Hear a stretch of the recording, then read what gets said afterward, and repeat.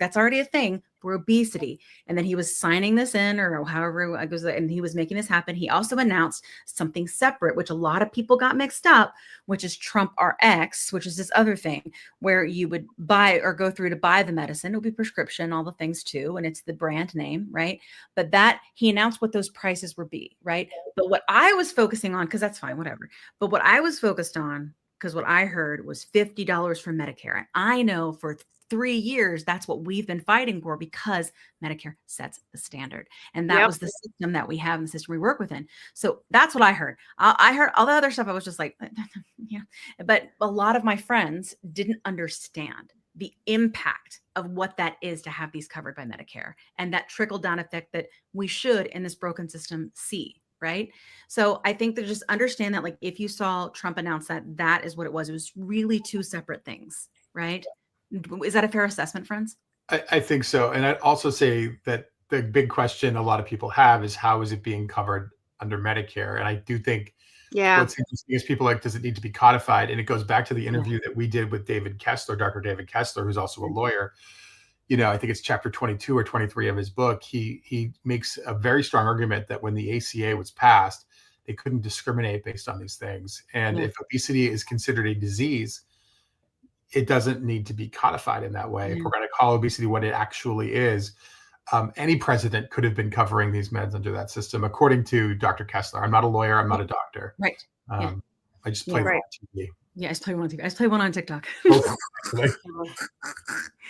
Yeah, I think that's good. I wanted to make sure that we went to Brian's comment, just because I thought it was really good. But he said, I heard a fascinating take that obesity is a failure of human adaptation to massive environmental changes.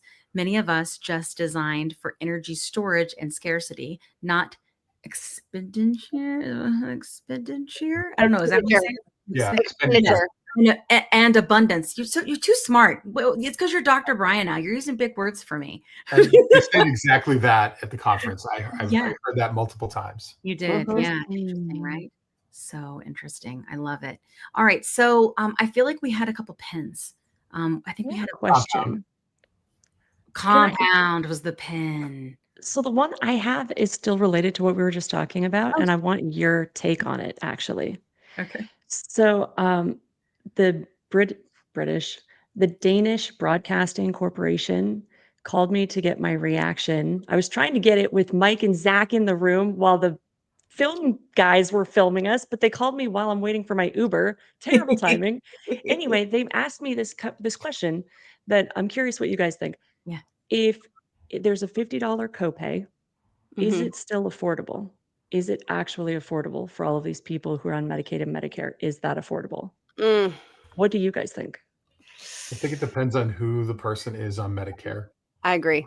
If it's someone who's on Medicare for income, I think it's going to be a different issue than someone who's 66 years old. Yeah. So I think it in a lot of ways benefits the elderly. But I will say that I think with some education, I think a lot of people who have the income issue may in fact find that the savings that they have on food makes up for that copay. Right? Yeah, oh my gosh. For sure. Yeah. So I don't know if anyone else heard it this way, but I thought I had heard it that they would be no more than $50. So I heard 50. You heard no more than? I that's how I recall hearing it, that it would be capped at no more than 50 for Medicare. Well, with Medicare, they do have that weird ass donut hole thing, right? Like, which I'm not gonna lie, I don't understand. My parents are on Medicare. They don't even understand it. They just know sometimes they go and their GLP-1 is $200, sometimes it's $500, sometimes it's $20. You know what I mean? Like, they don't know. No one understands it. It's so weird. The whole system is bullshit. But regardless, they are on it. So I would tell you, for my mom, who was trying to come up with money for, because she was on it through Medicare and then they dropped her. And so she was saying specifically, like, that for her coming with $50 instead of having to come up with $500, that she's now breaking out over 3 months because she's doing compound to be able to stretch that out to get the 7.5 that she needs. Then it's like, you know, that would be massive to them, right? Because my parents are 70 years old, right? So I think, but I would definitely say that my parents, I really wish I was intelligent enough to know like the stats around this, but my parents were upper middle class white people, like, you know, so I would say like that's my perspective, and I don't know another one. So I think if we're thinking about other things, then I can't speak intelligently about it. But I think that you're right, Mike, that piece of what do I save, and that mind shift will have to be there, right? Like, where am I saving money? I would say in terms of eating out, like I save so much money. Because I don't have that constant urge like all the time to eat, right? So I'll eat what I have, or, you know, what's the house. It's just not big of a deal. It's more of like a function that I need to do like normal people, right? So I think that that is a very interesting way to say it, is like, where will you save, you know? Mm-hmm. And will that be worth it? And I think a lot of people in this community would say it's worth it. Kat and I make a lot of jokes about selling pictures of our feet. I'm not going to lie, if we don't have our medicine. I will. I'll do it. I'll do it. We were like, how can we creatively do this? I saw something else on the internet, but this is a PG. Sorry, Dad. Pretty creative. I can help. So. Yeah. Send me the pictures. Send me the pictures, ladies. Yep. Okay. What other pen do we have? It was Compound was the next pen, right? Compound. All Let's go. Let's go. All right. Friends that went to the Compound, tell us. Zach looks like he has something to say.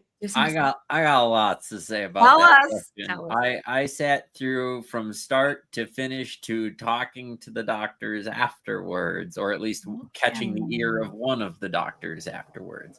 I'm gonna say it wasn't all bad, but I multiple times have felt that they put together that presentation in order of good cop, lukewarm cop, bad cop. Or it just got basically, I know Mike came in about halfway through, but it got worse as it went on for like the viewpoint of Compound, if you will. But the very first doctor actually is a doctor here in my own backyard. Didn't know he was here, but Adam Gilden, a weight management and obesity board certified doctor, is also an associate professor of medicine at CU here in Denver, got up there and said that actually during the shortage, the hospital system was exploring getting into Compound themselves. So first of all, major medical system getting into discussing if they wanted to get into compounding, that's pretty big. Now, what ended up scaring them away was it got pulled off the FDA shortage list, and that's when they stopped the process. But he then gave a presentation of every single thing that they had looked at in terms of safety and efficacy and all of those related things on what they should be looking for a good qualified compounding pharmacy, good API. It was very informative. But he said some very I'm going to say pro-patient things towards the end. And I felt like one of them in particular was kind of calling out his colleagues a little bit. And that's why I said they put the good cop first. Because he said at the end, he goes, even with today's news of the price reduction, these branded medications may still be out of the reach for some people. And there are going to be people who choose to still use compound. Yeah. First of all, then he followed that up with the fact that as physicians, we need to make patients comfortable with us to tell us they're using compound rather than hiding it from us, from the shame perspective. But more importantly, he said it is our responsibility to care for these patients and make sure that they are doing it safely. Yes. Amen. Hallelujah. That is exactly right. Hell yeah. Oh, but wait. Oh God. Yeah. I don't recall a physician up until that point in time, like me actually being in a room or hearing one say that about compound. Yeah. Like that was big for me to hear. But then it got worse. Oh God. Oh. And then That is a good analogy, Mike. The second speaker was a pharmacist. Yeah. And she basically broke down, okay, well, yes, there are these different APIs and there are all these different places where you can get compound. And some of these places are not putting in the compound the same API that is being used in the branded.